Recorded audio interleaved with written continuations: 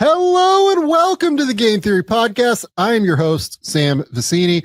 Today, Bryce Simon is going to join me and we're going to talk about all defenders. We are going to talk about the best defenders in the league, specifically the ones we ranked from 16 to 9. We will talk about what makes them special. We will talk about what makes them tick. A lot of wing defenders, a lot of guard defenders in this group before we get into a number of big defenders at the top here, which is unsurprising. So let's get into the music.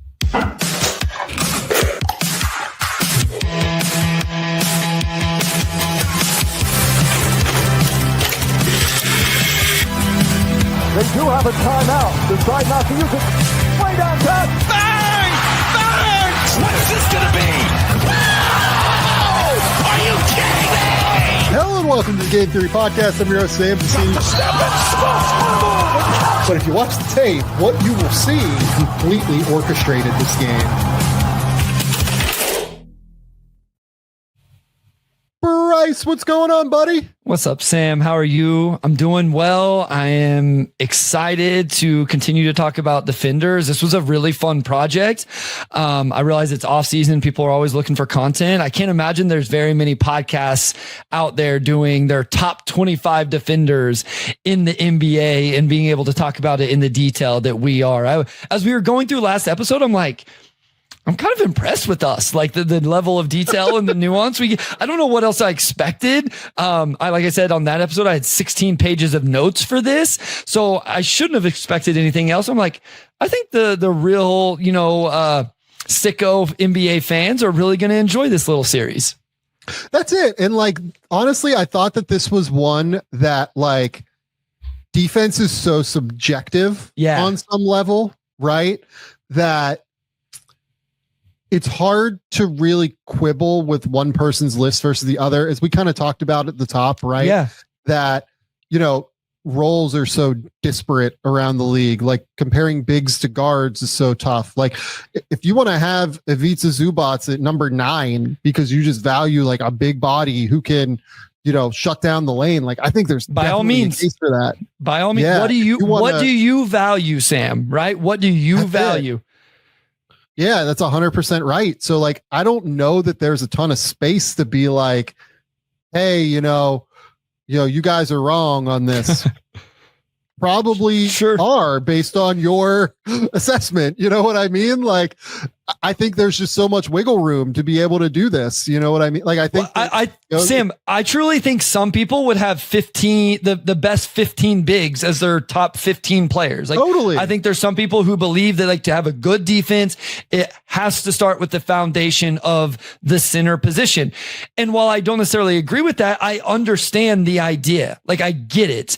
And I think that's what you're saying here is I'm sorry, I'm also a little distracted by your D2 Mighty Ducks hat that you're wearing. That is just classic and incredible. That's a good one. I just had this one imported from the United States. It's a good one. I love it. Perfect. Yeah, so had to rock it. It makes it a lot of fun. Hopefully people at least appreciate the way we're talking about these guys and the nuances of how they get things done. Because I think that's ultimately what is the most fun beyond ranking them. It's being able to talk about what makes them special. Well, and beyond that, even too, different defensive schemes make different players more valuable. You know what I mean? Sure. There are some schemes that minimize the impact of a big. There are some schemes that maximize the impacts of bigs, right? If you're playing in drop and the big is always around the rim, that guy is going to get so many more rim contest numbers and he's going to be there all the time. And plus, we're in an era of weak link theory, right? In theory, right? We'll see if that continues to play this year. It certainly did in 2024-25, where, everybody has to be able to defend on some level too, right? And you have to have, real baseline, solid defensive play. So it's all, defense is so different, and really this is just yours and my opinions on the best defenders, and I'm sure we have biases on the way that we look at it, but at the end of the day, we're just going to talk about it, and we wanted to talk about 25 defenders, and I feel like we're now just heading off at the past the complaints of the invisible commenters that we don't even know because we're pre-recording these videos. You know what I mean? Yeah. So let's go on ahead and move forward. The way we did this, we didn't say this at the top, but we did in the middle of the show when we were talking about Giannis last time. Bryce gave me his list of 30. I did my list of 30, and I just averaged the two numbers together in order to come up with the list, right? So the next two players on our list were tied. And then the guys at, what would that be? 13 and 14 were also tied. And then the guys at numbers, what is that? 11 and 12 were tied. The guys at 9 and 10 were tied, actually. Perfect. So, we're at a point here where, I just kind of made some business decisions, and whether or not they were right or wrong, we'll find out. Right. I think more than anything, what I tended to do was default to the player with like a little bit more experience. Sure. That has like a longer track record. Makes sense. Like if you want the like real reason why like I like tie broke some of the ties, I tended to just give default to the guy that had like a little bit more experience and a little bit longer of a track record. That makes sense to me. I don't have any quabbles with that. So should rehash the list. Number 25, Walker Kessler. Number 24, Andrew Nemhard. Number 23, Isaiah Hartenstein. Number 22, Giannis Antetokounmpo. Number 21, Chris Dunn. Number 20, Jalen Suggs. Number 19, Ivica Zubac. Number 18, Jalen Williams. Number 17, Jaden McDaniels. Now, number 16, Bryce. This is one where I am just giving you the floor and letting you rock, because this one is probably one where there's a bit of projection involved. 100%. Also is like truly elite on defense in the minutes that he played last year. It is Ausar Thompson. Yeah. Positionally, I'm just going to call him like athletic disruptor. Like, I don't even know that there's like a position for him necessarily. It's just like he is using his athleticism to break shit on offense. Like, that's it. So, you watch every game that Ausar Thompson plays on defense. So just to give you the floor here. Yeah, I love that label for him, because I think that's what it is. Well, I also think at some point we probably want to get into the nuances and the finer details of his game, which I thought improved. And I'll just mention off the top, early last year, I was very critical of Ausar, navigating ball screens and getting through screens in general. And every once in a while he'd be a little bit lax and that would make him late. And he got better at that throughout the season. But ultimately what makes him special, and I'm glad you mentioned the projection, because I think of all of the players we're going to talk about, this is probably the most most people would probably have him in the 20s. And I think for me, and where I had him ranked, push this up a little bit for sure, was I think I know what level of defender he's going to be. And I think I know where he's going to be this next year. And if he plays the minutes and the games and all of that, he's going to very much be in that conversation. But first and foremost is the athleticism. It's not quite a min, but it's really close. So he is able to do the chase down blocks and the low man rim protections and all of that. But he also plays extremely hard. He does make the hustle impact plays. He chases down loose balls. He gets deflections, all of those things that are beyond just the box score disruption type of things.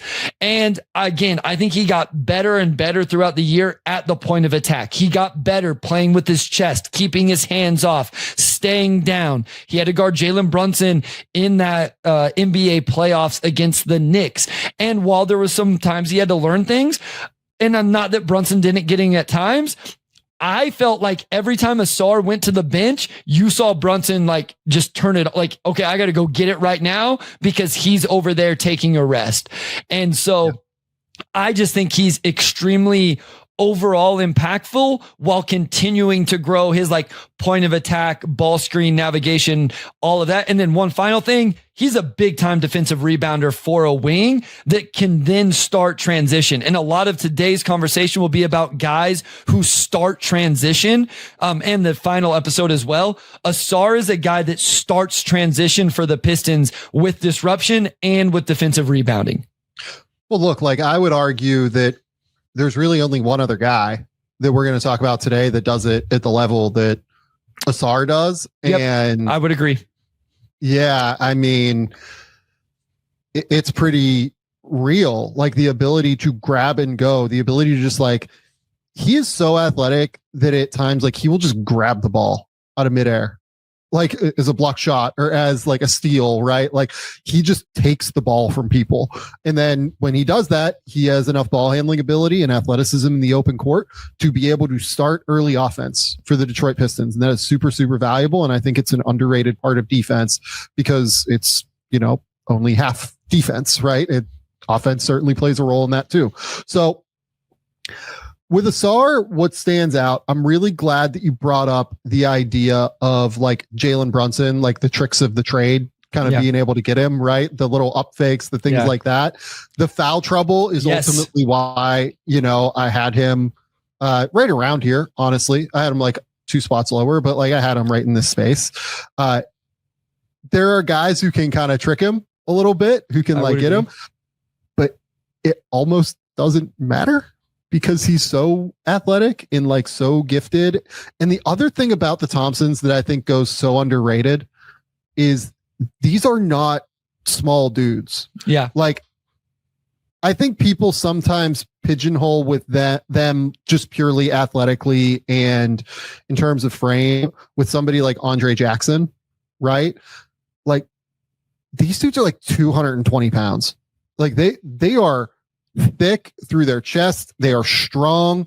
They are powerful athletes. Like Andre Jackson is more of a run up and down the court athlete who like never gets tired and like can, sprint and do everything like that.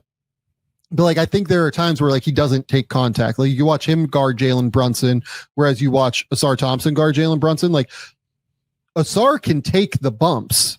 That's not the issue. No. It's more that he will just like get caught sometimes, like on an up fake or something like that. Or you know what I mean? Like the other thing is like he'd have like silly fouls trying to deny him off the ball or 80 feet away from the basket and stuff like that. But it wasn't physical. It was kind of, Brunson was very smart in that series and very, very deliberate trying to get him in foul trouble because he did not want to have to deal with him anymore. Yeah. And the twitchiness is just so sick. I love him. Like, I think that if we were making bets right now, I think he will probably be in the top 10 next year. If we were to do this project next summer, I think he'd probably be in the top 10. It's just ultimately that these other guys have like proven a little bit more or had better defensive seasons than what he did this year. Not to say he was a bad defender by any stretch. Honestly, I thought he was an unbelievable defender this year, but between the ability to get steals and like get into passing lanes and the reactivity there, I think he is like generally pretty good at not overextending himself and like gambling. I would agree with that. Or being somebody that is as disruptive in passing lanes as he is, like he tends to get home. Like he tends to have like he has a really good IQ and sense of timing on when to go and like go for balls in passing lanes and things like that. I mean, he's just a stud on defense. Like it's just the little tools of the trade that I think are going to come as he continues to get more experience. Like, he has played 2,900 minutes so far in his career entirely just because he had the blood clot issue. Amen has played, so far between the playoffs and everything, like he's played almost 4,000. So there is just like a little bit of a small difference there that you can see. And Amen's twitchier and everything athletically. It's like a little bit different, but Ausar is, going to be on that level. Yeah. Maybe not quite like the level where we have Amen ranked, but I think he's going to be a top 5 to 10 defender in the league at some point. He is really, really just disruptive all over the court, man. Like it is sick to watch him. I think that's where I ended up with my ranking, was trying to like hedge, like, hey, I think I know where he's going to be in 12 months and, not even 12 months, but like whenever we're doing our middle of the season, all defense things.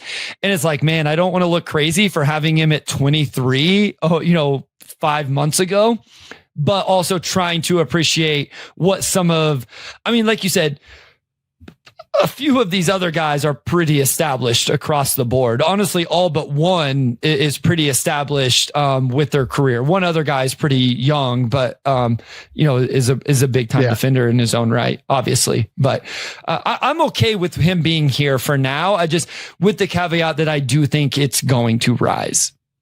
Yeah, and again, the way that he is able to disrupt guards, the way that he is able to disrupt wings.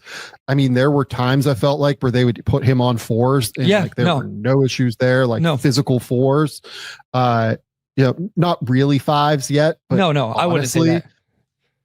I think that as he gets stronger, he might be able to do it. Sure. That's kind of the thing. He's so athletic that if you wanted to play a crazy five, they're not going to have to, but if you wanted to run something out like that, I could see it where it could work.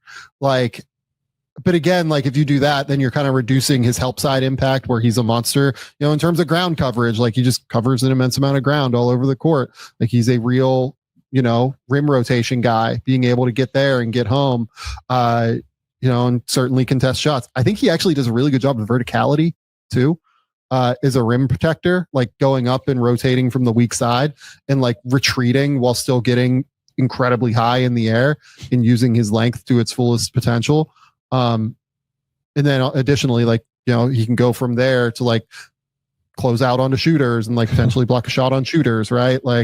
There are times where he'll even get home and deflect a ball out of bounds before the pass even gets there. He's just all over the place defensively. I think Ausar Thompson is awesome on defense, and it's only going to get more and more impactful. I like I said, if we do this project again next summer, I would bet you that he ends up a good deal higher than this. Yep, I agree. Okay. Number 15. This is the only one where I can see a certain fan base getting upset. Okay. It is Lu Dort from the Oklahoma City Thunder. We have two players for the Thunder ahead of him, actually. Mm-hmm. And we have two players for the Thunder below him on this list, which goes to show just the embarrassment of riches that the Oklahoma City Thunder have on defense. It's hysterical how good this team is on that end. I think Lu Dort is, if not the best, one-on-one, have to guard a guy in a phone booth, star guard wing stopper. He might be the best guy at that in the league. I think there's a real case for that. And I think that's the thing that, people look at whenever he has to guard, right? You're watching the one-on-one defense, and he is a genuinely special one-on-one defender because he's built like an absolute truck. He is one of the strongest players pound for pound, I would bet, in the league. You cannot go through his chest. You have no chance to go through his chest. He does all of the little things that really fucking annoy these guys, right? He will kind of close out in their space from time to time. Brandon Ingram learned that this year. He will frustrate you with the way that he plays physically. I don't think he really ever goes over the line, but he understands where the line is and will kind of jump back and forth on it a little bit. He is just somebody though that I think the off-ball stuff can get a little bit more hairy than some of the other guys we have above him. And while I do love watching him on defense and think he is a very, very fun on ball defender and is genuinely a special defender where I had no problem with I had him second team all defense this year. I think it was completely reasonable and rational to have him there. I do think that from time to time, the on ball prowess of just watching him be a stopper can over accentuate the overall impact a little bit. Not a lot, just a little bit. It's funny because, this is another guy that I absolutely love, and I agree with you 100%. I think if not he's one of the best on ball, just point of attack defenders. And I would probably if you ask me who's the best on ball point of attack defender in the NBA, I would probably say him. Especially if we're not adding in anything else. I don't know. It's a couple of some other guys have an argument as well. So one of the, but I feel pretty comfortable with him here, Sam, just because he's also one of the guys where versatility in terms of the off the ball stuff isn't going to come into play. And like I said, there's not very many of those guys we're going to talk about here moving forward. I think there's one big guy where that's going to be part of the conversation. But most especially these wing perimeter guys, it's, hey, he does have this. He does have matchup versatility, which I think is important to highlight. Totally. You mentioned people not being able to go through him. You know, I went back and saw a clip and checked the notes with Jaren Jackson Jr. tried to and Jaren Jackson Jr. is a big, strong dude, tried to go through his chest and Dort was like, no, you're not bumping me off this defensive line. Yeah. And so that is all super real. I'm also glad you brought up like the little things because I do think he makes big time hustle plays. Like he'll rip an, the other team will get an offensive rebound. He'll go and he'll rip it away. And, that goes down as a steal, I guess. But to me, it's like essentially a defensive rebound. Like how do you finish the possession, the frustration of players? But I didn't have a whole lot of off the ball defensive notes. You know what I mean? Like there wasn't those type of things. So this is where the scheme comes down to. If you were someone that says, hey, I think what's best for my team is to have this lockdown defender. I don't care what else he does. I need to start with this guy. That's going to fit my scheme the best. He may be in your top 10. If you're more of like 5 guys and we're rotating and we're moving and we're scrambling and we're, all of that. Well, you may not value him as much, which is why I think cutting the difference here probably really works. What do you think of him getting through screens? Because I always find it really interesting. Yeah. So, there's it's all gas, no brakes. So that's the thing, right? So I have it in my notes here. Struggled a bit. This particular game was against Ja, and he was struggling, navigating screens, guarding him. I have notes of him against Anthony Edwards in the playoffs where he was struggling chasing him off ball screens. And I think part of it is the other piece of it too is like he will just plow through a screen. No, that's the thing. He just fucking gets through it. It's just so interesting to watch. It's probably dependent on the big, right? Like if it's Zubac, he's going to stay there and he's going to take the contact and set the screen. Some other bigs may shy away from that contact where it's okay. It is just a different way of doing it than the little bit more finesse, like push up, get your fleet foot over the top, get skinny. Yep. Like Dort's just going to boom. He's just going to run through it. And sometimes it's going to work, but I think sometimes he can get hung up on things as well. Yeah, it's there. Like you said, I think there are screeners that know how to deal with them, and I think there are screeners that just don't want any part of them because he's going to run through you. Yes. He's running through you is the thing, and I don't it fits the entire mentality of what he brings on defense. And there are matchups where it's great. There are matchups where it's not. Like you mentioned Rudy and Zubac, I think those are 2 perfect prime examples. You know what I mean? Where those guys have no problem with it. Like they will take the bump. Correct. And they will be totally fine with it. Like somebody like Alex Sarr or like one of the skinnier bigs, they're just going to slip early and he's going to stay in front and it's going to be absolutely miserable and he's going to have no problem getting through it. Right. It's just always in a straight line. That's it. He's going in a straight line and he's going through you, and it works on some guys. Doesn't work quite as well on other guys, in my opinion. He is genuinely, though, one of the most interesting defenders in the league to talk about because there's so much there to talk about. There are so many things he does incredibly well, like crowd and opposing players' space. He has quick enough feet. His feet probably don't get enough credit for being as built like a linebacker as he is. His feet are actually fairly quick. Sure. I think for somebody who looks like as top heavy as he does, but then you just can't go through his chest at all. You've no chance to be able to do it. So as long as he stays in front, he's good. And he's pretty good at staying in front. I'm really interested to see how he ages, in all honesty. The way that this works, he's only 26 right now. He's probably got 3 years left to where this really, really works. But if the foot speed goes, is he quite as impactful long term? The thing more than anything that I will say is I am very glad that he made an all defense team this year in case that is to happen, because I do think he has been one of the best perimeter defenders in the league for the last 3 years. like particularly I would argue the last 3 years, where he's played like crazy minutes and has been one of the best perimeter defenders in the league, and like is very deserving of getting that accolade, and like nobody can take away like an all defense berth from him. And I wonder, every year I think with Oklahoma City, the way that they're built, it's just kind of going to be a lottery. Yeah. Like what if Cason Wallace steps up this year and is just unbelievable? Like that's another guy I had in my top 35. Like what if he's just amazing?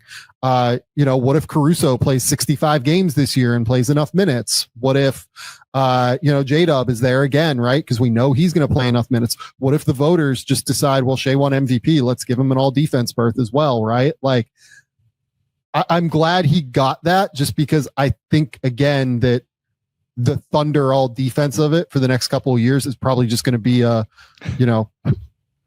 you can vote for 5 guys and good luck picking one. Yeah.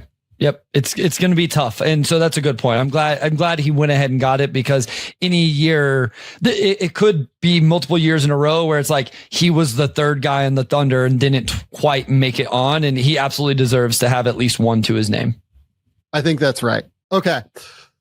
Number 14 from the Portland Trailblazers, we have voted Toumani Camara.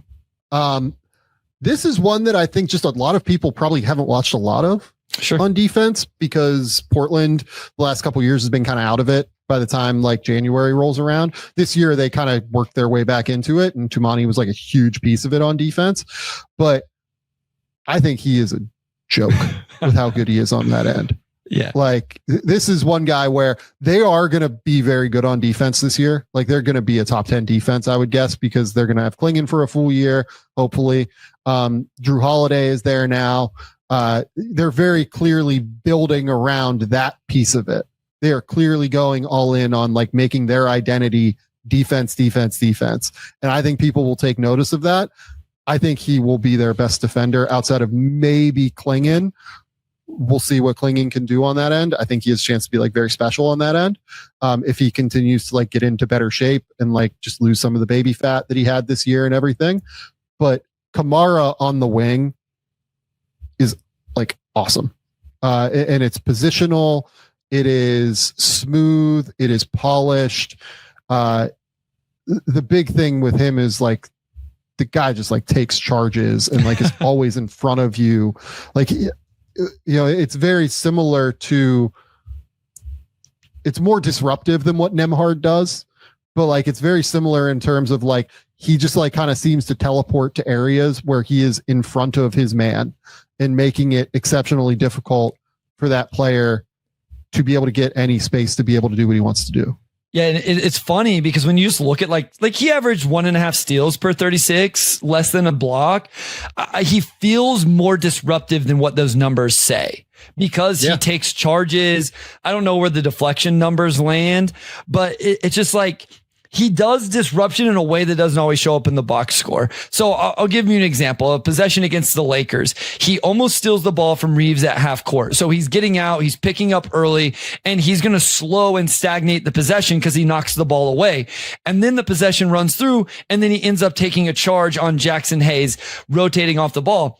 Nothing really shows up in a traditional box score, right? Like you look at a box score, there's no steal, there's no block, there's not even a deflection. You have to go to charge drawn, but he's kind of one of those guys that just disrupts plays because he eats into the shot clock with the way he defends. And he does have, like, he has transition contests, he has low man contests. He does do that stuff as well, but I just love the energy he plays with, the activity he plays with. He plays hard. He's active with his hands. He defends on and off the ball and has some versatility with that. I mean, I mentioned, guarding Austin Reeves, and then there's, it was the Spurs game. He was guarding Chris Paul to start that game. Not that Chris Paul is what he used to be, but then in another game, he's guarding Paolo Banchero.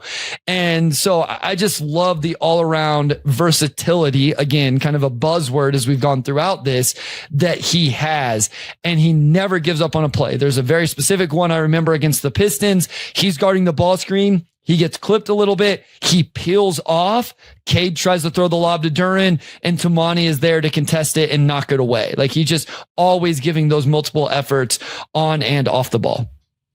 Yeah. So in terms of like loose ball recoveries, he's top 50 in the league. Charges drawn, he's obviously first in the league. Like, that's, you know, the number where people look at him now. Like, that's just become a thing, obviously. And if you add the charges drawn to like the steal numbers, he really starts to elevate league wide in terms of like, oh, like he's actually like basically forcing like 2.2 turnovers per game, right? Steals and charges drawn, and other guys you have to do that for too. But like, he's damn near the top of the league in terms of just like defensive stops in that way. Deflections, he's top 35 in the league. Like, he does consistently get home with deflections, right? Like, he is somebody that is more disruptive than what just like the pure steal numbers and everything say, but he also is like valuable and gets out like as a weak side rim rotator at times, right? Like, he's bigger than what you think. Like, he is like 6'8". He's a big bodied dude. Like, he was like a 4'5" at college, basically, who was just athletic enough to be a real wing in the NBA. I mean, watching him defend is so fun because it's a combination of both things. It is cerebral in terms of like very clearly with how he's like positioning himself. He has to like, look, I haven't talked to him about this, but like, this dude has to dig so deep into scouting reports. I feel like watching him, like, it is such he's so smart in terms of the way he defends. We'll talk about this with another guy that is very high on our list, but he is so smart with the way he defends. And then on top of it, he does have the tools. Like, he is extremely athletic. He's 6'8" with a 7-foot wingspan. Like, he is consistently in front of you on defense and can take bumps. Very switchable, like you said. I mean, all of the tools are there with Camara. Like, he is a serious defensive playmaker on top of just being in the right position. It feels like all the time. Like, this to me, like, I will always take this guy who's like a level below Matisse Thybulle, I guess, as a defensive playmaker or whatever. And in terms of like hand disruption and everything. And we didn't rank Thybulle just because, just doesn't frankly play enough at this point in his career. Right. Has played 80 games the last 2 years. So, I get it if you think Thybulle should be here. Not for me necessarily, but, I think Camara is just way more solid and steady and kind of brings a lot of the positive aspects that Thybulle does, but then is also just really strong and physical and switchable on the ball too. I think that's what you get to with this group of guys. I mean, I think almost all of them, I know Dort was a little bit different of a category for us, but even going back to last episode with J-Dub, Jaden McDaniels, and then the guys we talked about here and are about to talk about, they give you some of the disruption, but they also just give you really solid point of attack on the ball, on and off the ball defense. A lot of them are similar in that capacity, even though some do go about it in different ways, right? Like, Jaden McDaniels doesn't look like, these guys, and Ausar does it with like elite athleticism, but it's still I would still think it's the same archetype of wing defender that we're valuing here. Yep. Okay. Number 13. We have OG Anunoby. Yeah. I mean, Anunoby is so good on defense, and we're sitting here now at number 13 already. He is the guy that we have, let's see, 1, 2, 3. We have him 4th among all perimeter defenders now. Yeah. So we are, 5th. I'm sorry. So we are very, very high on OG in terms of what he brings to the table. This is another guy that is just, I think I would argue that he is, along with maybe 2 other guys, but really probably, I don't know. He might be the most switchable player in the league to me. Okay. I think is what I would say. Just in terms of being able to take matchups, like, he will take Joel Embiid in the playoffs, like in 2024, right? And be able to guard him and be able to disrupt him and have no issues. And then he will take guards and there's just no issue. I think what I want to talk about with him is just the economy of movement almost. He is, in my opinion, it's the footwork for being as big as he is, for being 6'7" with like a 7'2" wingspan and being 230 pounds or whatever he's listed at. His feet are so smooth in how they move. It's so fluid. Like he feels like he almost never puts a step out of position to me. It's like he's never kind of out of like rhythm in any way. It's all very synchronistic in how it moves like defensively and how the feet move defensively. And that's really, to me, what makes him so switchable. That's why he's able to take on these different defensive assignments. Is there is a case along with guys like Bam, probably like Amen, probably like Draymond Green. But I think with him, it's almost like more smooth and like it looks more aesthetically pleasing maybe to my eye. The intersection of being like crazy strong with also being incredibly fluid with his footwork in terms of being able to stay in front of guys and being able to move laterally. So I agree with all of that. But where I want to go with OG is the scouting report aspect of it. Because whenever you said he's one of a few guys that I thought you were going to go to this. I watched this play out in the playoffs, and it was so impressive that he was just destroying the Pistons' set actions. He just knew the scout. He knew what was coming, and he didn't just take it away. He turned it into disruption. Like, again, I have like set notes here that, set action. Detroit tries to run it 3-minute mark in the second quarter. He didn't just take it away, but he stole the ball and scored in transition. They come after timeout action and he takes it away. He was just destroying possession after possession. And the thing was, not all did end up in turnover. So again, these are things that go beyond the box score, that when you really watch the intricacies of a game, it's like, okay, he knows he's coming off a flare here. I'm going to switch this out and I'm going to steal that lob. But also just like, okay, I'm going to step over here and I'm going to get a bump on this guy coming off the screen to make sure he's not curling in for a catch and finish. His physicality, his ability to play at the point of attack, along with all of the off the ball disruption and impact. OG was a guy that I was not familiar with this level of defensive prowess to start the year. And as the year went on and I got more and more frustrated with a different wing in New York, I started to really respect the ability of Anunoby. Yeah, I mean, I'm so glad you brought up the scouting, because that's not even the guy I was going to talk about with that. I agree with that totally. Like I think part of what makes him so economical with his movements is that he does have that ability to just kind of stay in front of his man, because he knows where his man is going all the time. Like he really has a great sense of like the tendencies of what his man is going to try and do. Like it does feel like he almost beats his opposition player to the spot. Yep. More often than what you expect almost for somebody that's like as big and long and strong as he is. Again, like he has that, I bring up the idea of like the teleportative quality. It does feel like he just like kind of teleports into that spot, but like with him, it's all in one smooth motion. Like it is just so economical in terms of the movement pattern that like, I adore watching it. Like I think that, in terms of like aesthetically pleasing defenders, like I don't even know that I would consider, this is like crazy to say because he's obviously extremely disruptive in passing lanes and covers ground. Like we haven't even talked about the off-ball defense yet. We'll get there in a second, but he is disruptive, but it feels like less disruptive somehow to me, because all of the movement patterns are so quiet. They are like, he doesn't move as violently as other players. And yet he still gets home all the time. Like he still gets home every single freaking time that he has to get home. Like whenever he's trying to jump a passing lane, right? Like, this is a guy that's led the NBA in steals before. Like he is, averaged 1.5 steals and 0.9 blocks per game this year. Like he is a real weak side rim protector as well, like playing the 4 for them.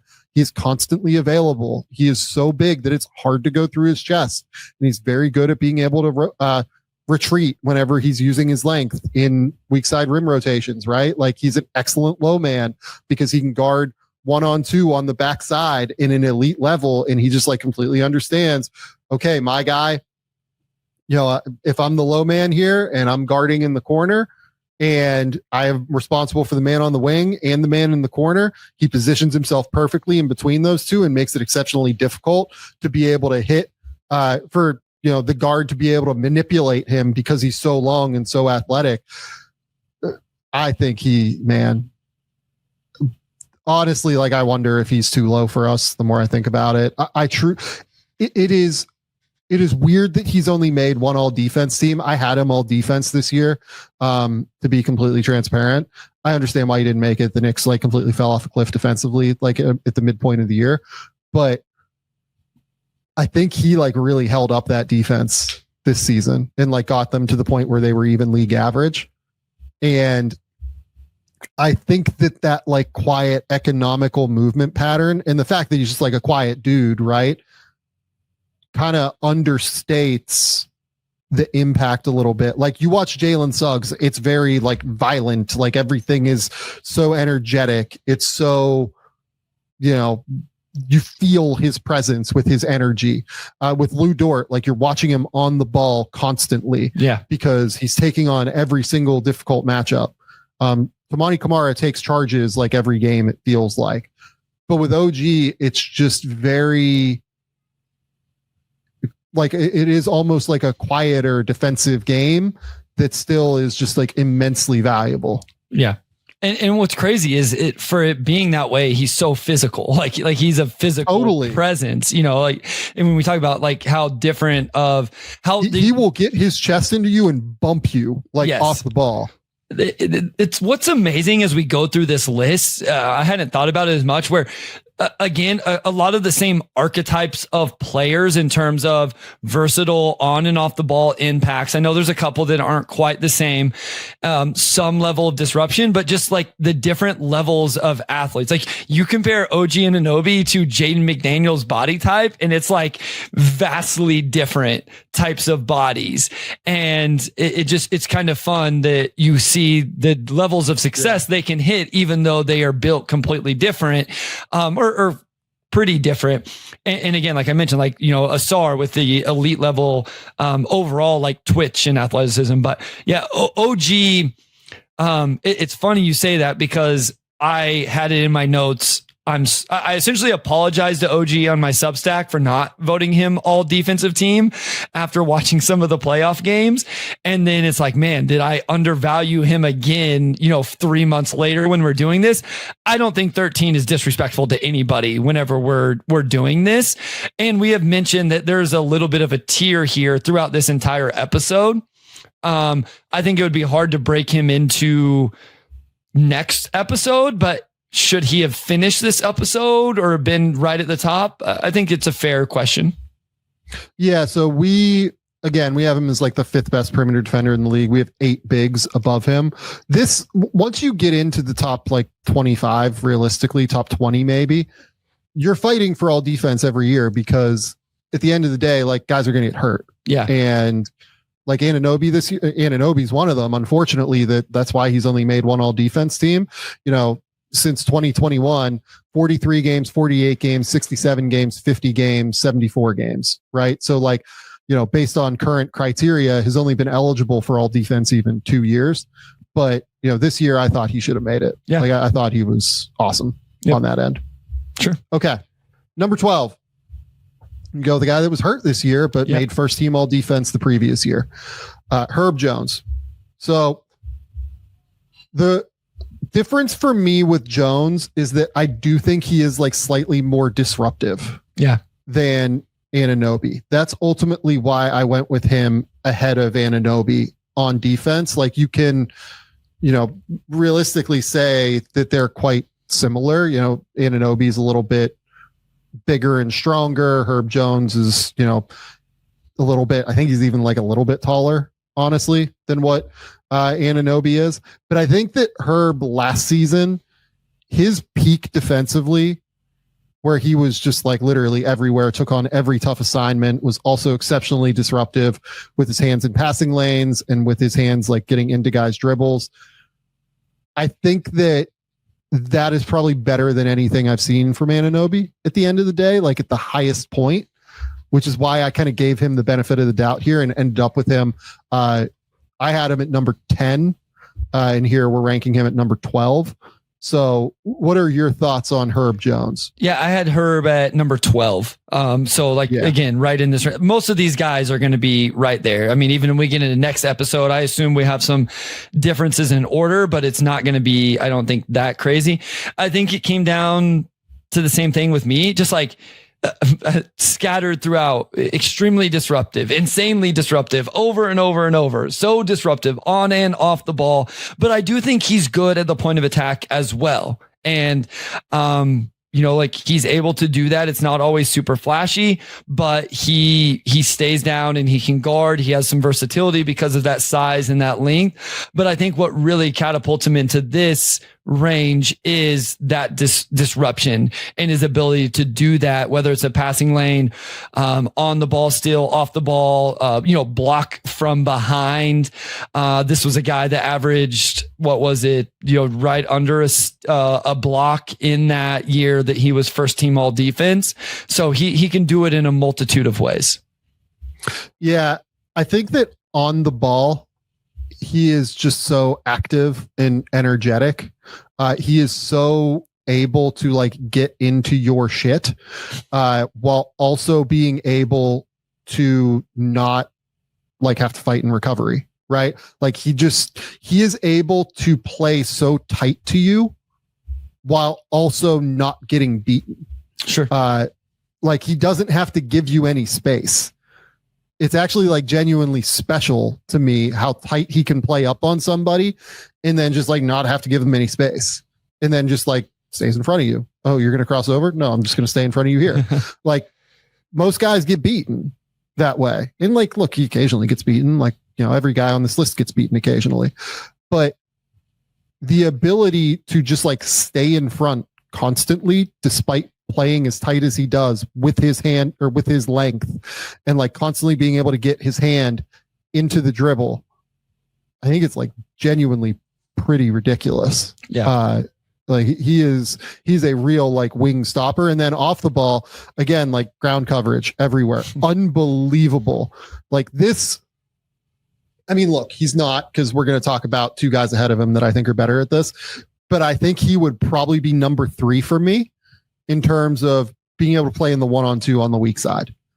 Whenever a team plays in ball screens and, you have a guard coming around, your guard's trying to fight over the top, you're in drop, you have an advantage situation where you have to tag or you have to play in the 1-on-2, right? Like he is so good at being able to tag both and then recover back out to the shooter.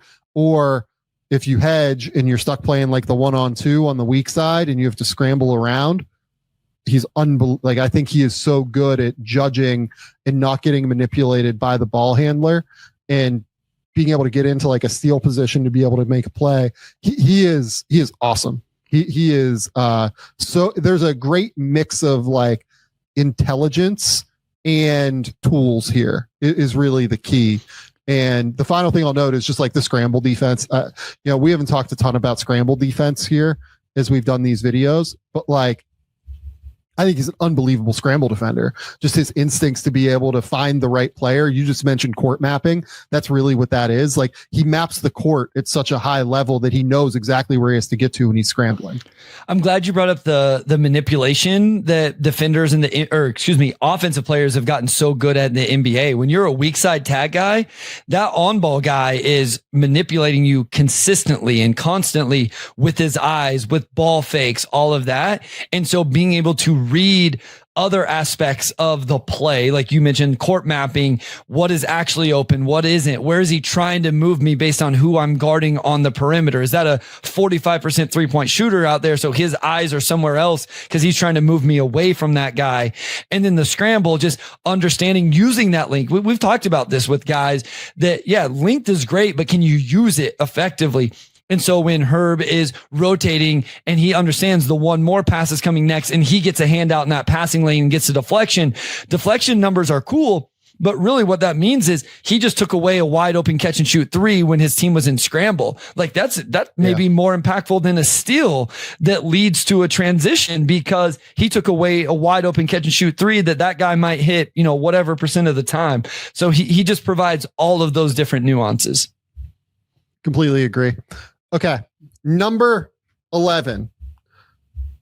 This is one where I can't tell if people are going to think he should be higher or lower. Honestly. Yeah, sure. This is Dyson Daniels of the Atlanta Hawks. Okay. Unbelievable steal numbers. Unbelievably disruptive. I think that if we're naming somebody like guard disruptor or whatever positionally, right? He is probably the most disruptive with his hand activity in the league. Like, sure. I don't even know that there's a case for that otherwise. And you constantly have to know and be aware that he is digging into your hands. Like, he is going to get home on that from time to time. Like, he is going to get pokes and like he's going to get deflections. Like, if you look at the deflections leaderboard this year, it is laughable how far ahead he is. So the second best player in the league was Kelly Oubre this year in terms of deflections. He averaged 4.2 per game.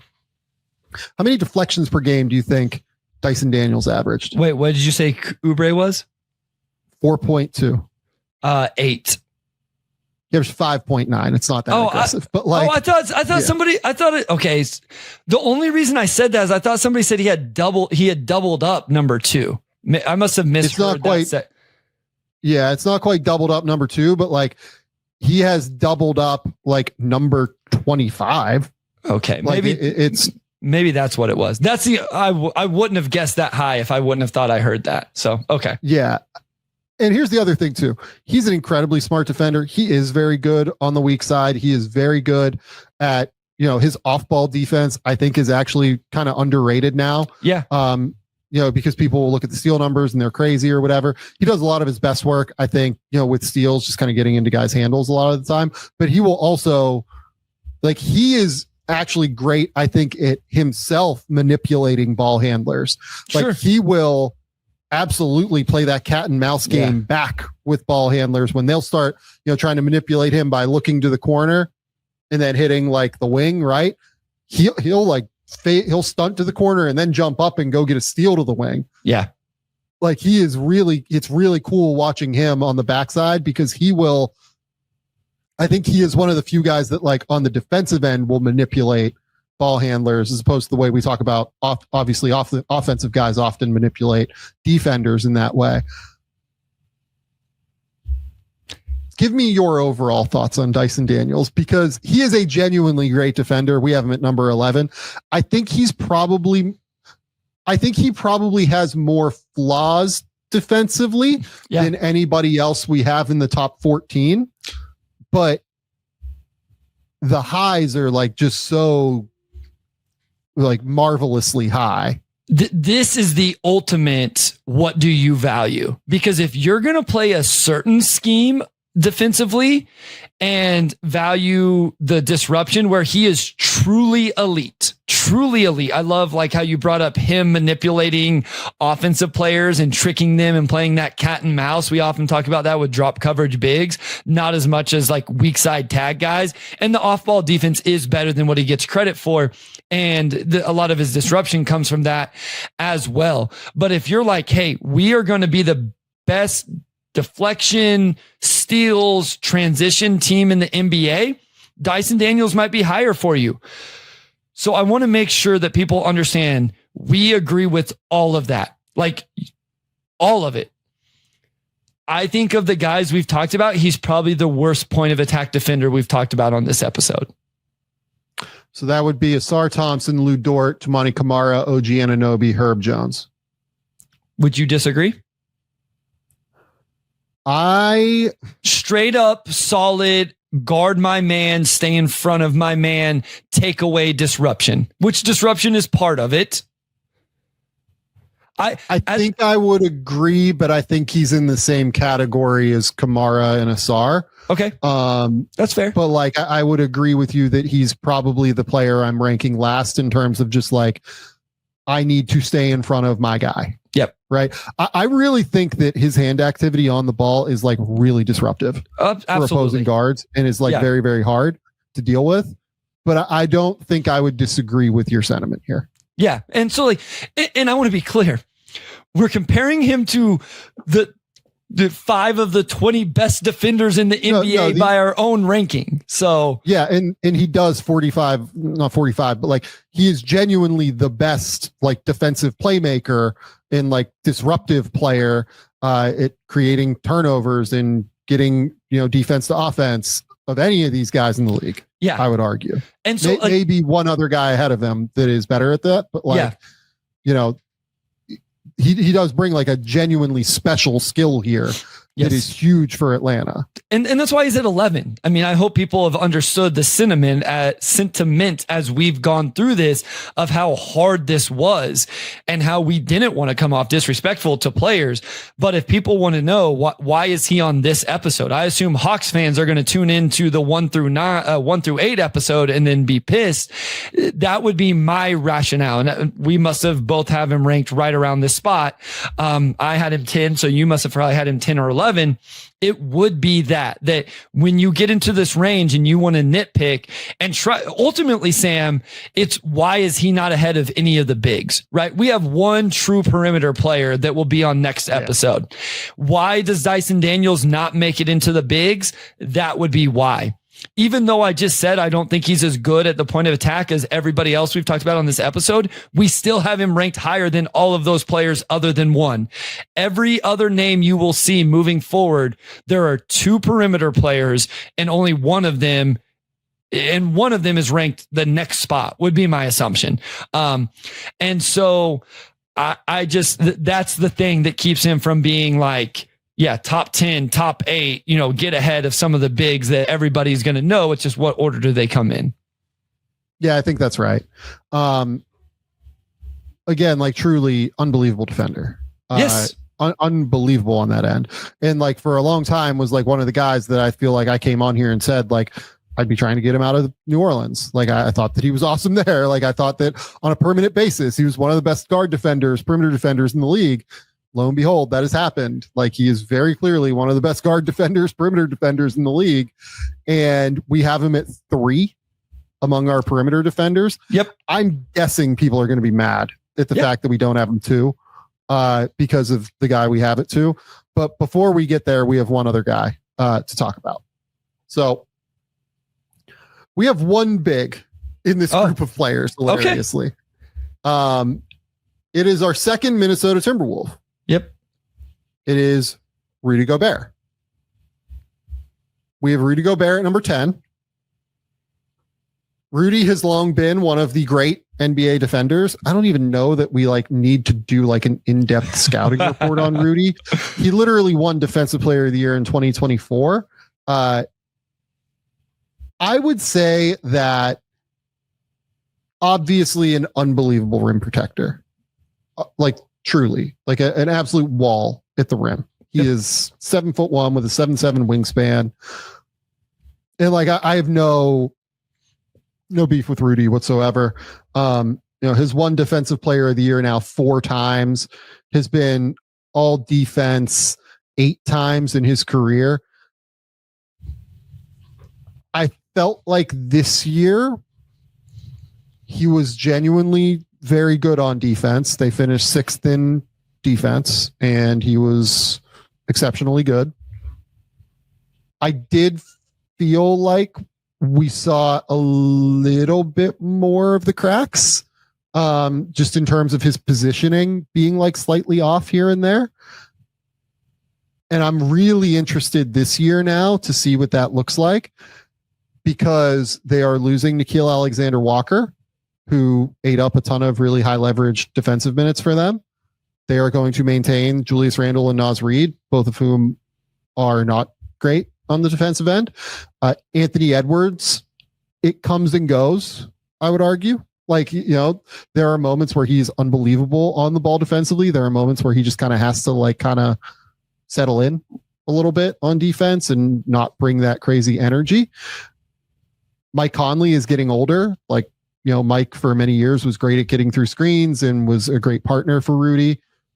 I thought it was a little bit worse. Obviously, they do have Jalen Clark and Terrence Shannon, both of whom are very athletic and might be able to kind of eat up these minutes. But like, if you remove Nikhil and like you play Rob Dillingham more, and you play 38-year-old Mike Conley more, not more, but like he still has to play 20 to 25 minutes a night. I'm interested to see how it looks for Rudy. I think at 33 years old is what I would say.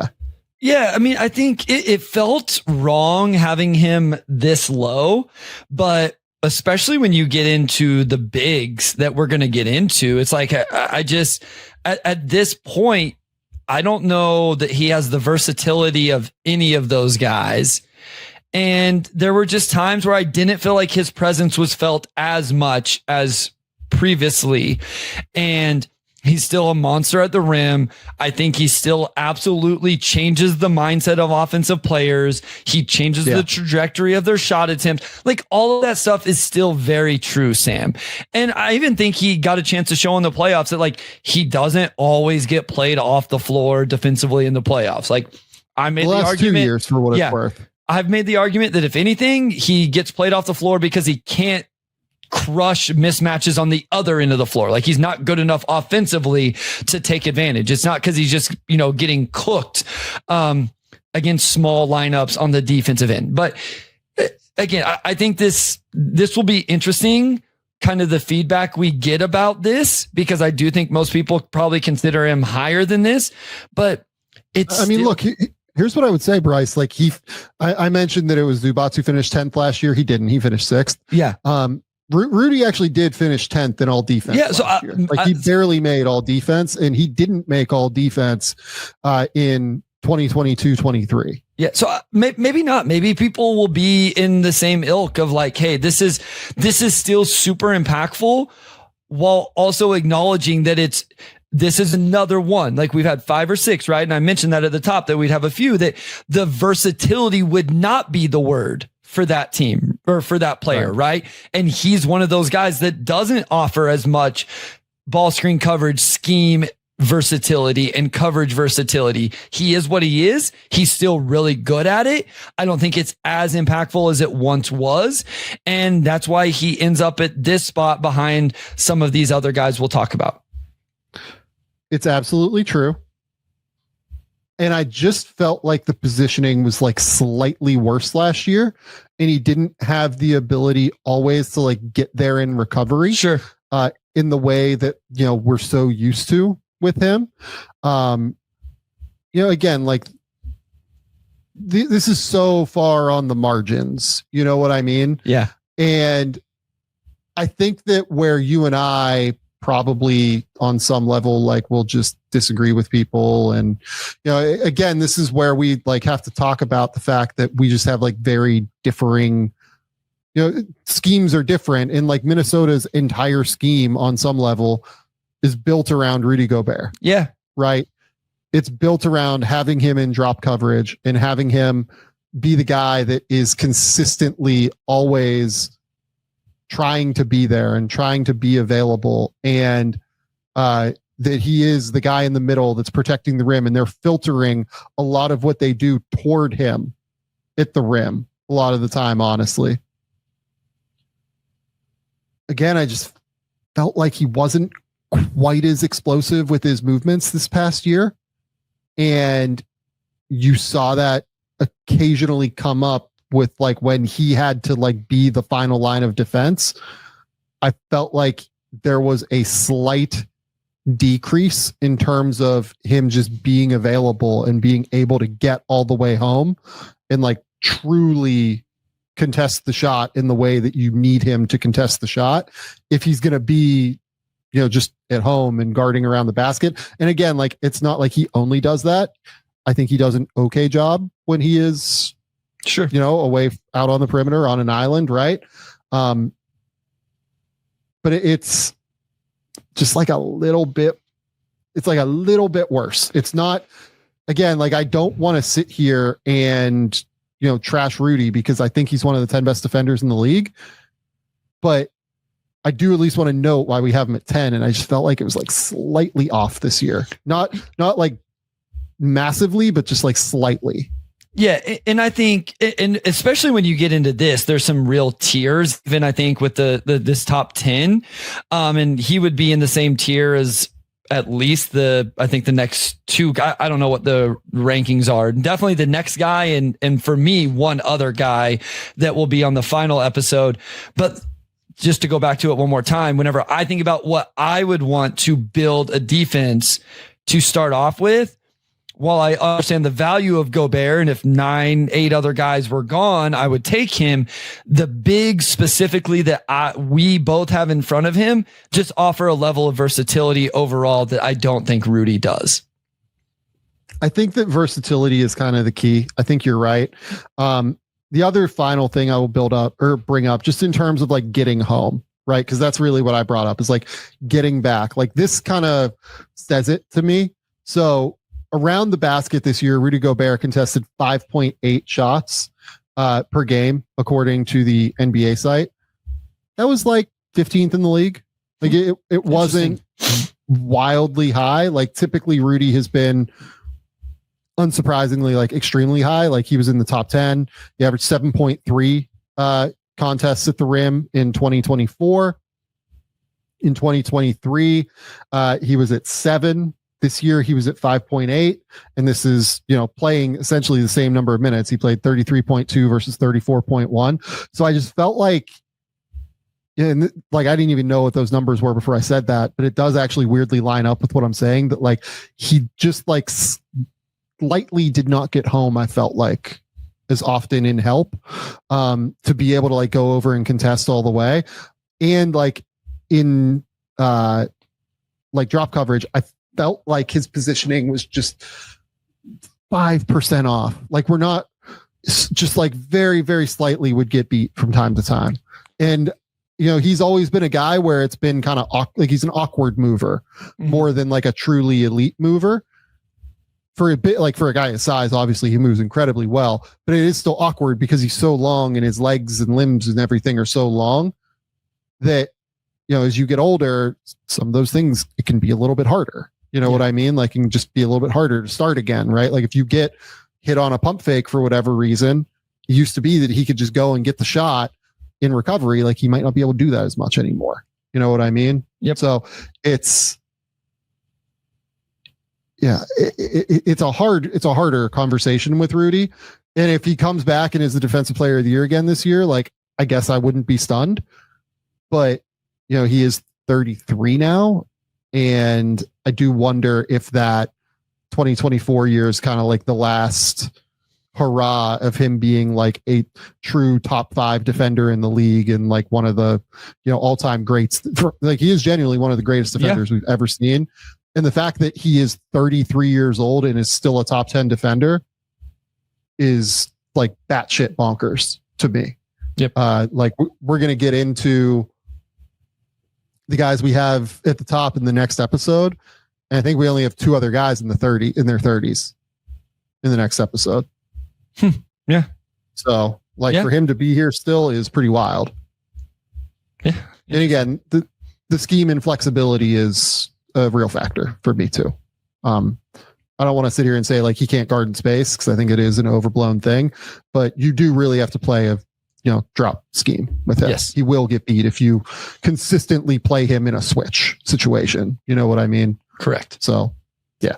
Okay. Number 9. And this is one where I think we're going to get shit and I don't care because this guy is probably my favorite defender to watch in the NBA, just point blank. Number 9 is Alex Caruso. I think Caruso is the best pure guard defender in the NBA. It's close between him and a couple other guys. He's the clear one for me though. Like I don't think that there's another argument. And this is the guy that I was bringing up earlier where I said like, it's so abundantly clear that he's just on top of every single scouting report every single night. Sure. He knows what you're running before you run it. Like, that's the reality. He literally is thinking the game I think he thinks the game at a different level than any other guard defender right now. He will beat dudes to the spot. He's another guy like Dyson Daniels where he is manipulating guards with how he defends on the weak side. It's not the other way around. Like, he will make rotations before you make the pass because he knows what you're doing before you do it. He is, I think, the smartest guard, like pure guard defender I've ever watched. And like tools wise, it's not like he has massive tools. He's quick. He's 6'4", 6'5". He plays incredibly hard, but it's the brain. Like, the way that he knows what you're doing before you do it is what stands out with Caruso to me every single time I watch him. And he's disruptive on the ball. He is amazing at knowing that scout and like making sure that he is making life miserable for those guys. But the difference between him and Lou Dort is Caruso is just like an unbelievable, unstoppable off-ball defender who constantly gets home and will like beat you to spots on closeouts and will like just consistently find ways to make himself known. So I didn't know this before we started. I just looked up per 100 possessions in the regular season, minimum 50 games played. None of that really matters. We just called Dyson Daniels what? The best defensive disruptor on the perimeter in the NBA, right, Sam? We said he was the best at transitioning defense to offense, I would say, is what we said. Dyson Daniels averaged 4.1 steals per 100 possessions in the regular season last year. You want to guess who number 2 was on this list? I honestly was going to tell you I thought there was a chance Caruso was 1, but I'm guessing it was Caruso. Caruso at 3.9. And then when you go to blocks, Dyson Daniels averaged 1.0 per 100 possessions. Caruso averaged 1.4. Point being, everybody, and rightfully so, gives Dyson Daniels an insane amount of love for his defensive disruption. And Alex Caruso averages more stocks per 100 possessions in the regular season last year than Dyson Daniels. And the thing is, it transitioned into the playoffs as well. Not at quite the same level, but a pretty high level. I think the biggest knock on Caruso, and we've talked about this throughout, is he doesn't start and he only played 1,000 minutes in the regular season. The counter to that is he played 560 minutes in the playoffs and showed a ridiculous amount of defensive versatility in terms of guarding Nikola Jokic at one point in those playoffs. I went back to regular. Here's the thing. I forgot he did that for a second. No. Amazing. This is why Caruso very much started where he was on my list, is because of that. And then I went back through my notes. He guarded Şengün at one point in a Rockets game in the regular season. Like, they didn't just pull that out of their ass, Sam. Like, it was something that he showed all year long. And while people may push back, I'll be interested to see if they do, because he was first team all defense 2 years ago, or 3 years ago, whatever. Second team all defense 2 years ago. And then, like we said, just wasn't eligible this year. And we all to me, the biggest pushback, the easiest pushback is like, he only played 1,000 minutes, the role, all of that. He played 3,500 minutes the prior 2 years total. It's no. Yeah. So my thing is just like, when you watch him play and what he provides, it's just hard to argue. He's pretty good on the defensive boards for a guard, the versatility, the on and off ball. And then, as we both just highlighted and laminated, the defensive disruption. Yeah, I think he is the best. I think he and Daniels, I'll hear out Daniels in this respect as well. I think part of it is that Dyson is just like quicker and longer and, a little bit more athletic than what Caruso is too. I think that Caruso might have better like pure hand-eye coordination. Yeah, sure. Than what Dyson does. Like, the way that Caruso will like mirror the opposing player's handle with his hands and just like get his hand in there and poke the ball away and like deflect the ball away is ridiculous. Like, it's completely absurd to me. The way that he's able to like just find his way in there every single time without fouling. A lot of the time too. And people bitch about like how physical he is on defense. He's very physical, but he's always retreating is the thing. Like, he is another one of those guys that just understands how to be super fucking annoying on defense without getting called for fouls. And it's because he's constantly moving backward. His momentum is going backward while his chest is out front. And he just makes his chest available, and refs don't call it. Like, that's the reality. Referees don't call it. He's very good at timing his hand activity. Yeah. He will often have his hands at his sides. And I think that at times, like, that can lull offensive players into like this false sense of security. Sure. And then he'll poke. And it's just like a violent, like, quick maneuver. And he gets home like all the time, being able to do it. Genuinely, again, it comes down to the brain for me. He like beats players. He knows what the offensive player is going to do before the offensive player does it. Sometimes, like, again, he will like beat like the pass to the closeout regularly because he just knows like this player's tendency is this. I'm going here. He's going to go do this every single time. It feels so ridiculously intelligent when you watch him play. And, you know, like, look, he signed this massive extension. I couldn't be happier for that dude. Like, anybody that, you know, plays defense the way he does absolutely deserves like something in the ballpark, 80 million. He's going to end up making 120 million or so as an undrafted free agent.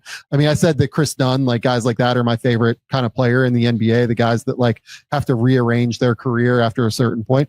My second favorite are the undrafted guys, obviously, right? Sure. The guys that just completely outkick their coverage. And part of this too is like Caruso like went underrated defensively, even going back to college. So Caruso graduated Texas A&M in 2016, didn't get drafted. Do you know who won Defensive Player of the Year in his league in the SEC? I have in no 2016. I have no idea, but this is going to be awesome, I think.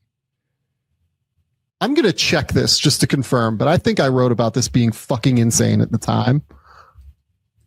Yeah, it's as fucking insane as I think. Tyler Ulis won Defensive Player of the Year that year. Okay.